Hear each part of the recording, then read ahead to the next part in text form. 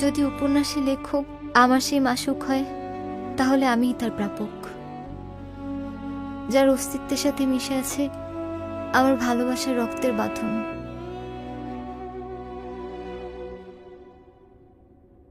আপা, আপনার বাসা থেকে খবর আসছে আপনার ছেলে অসুস্থ। কি? হ্যাঁ।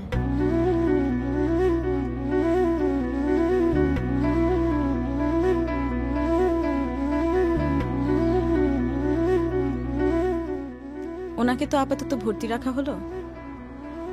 আপনি ওষুধগুলো নিয়ে আসেন, আশা করি ঠিক হয়ে যাবে।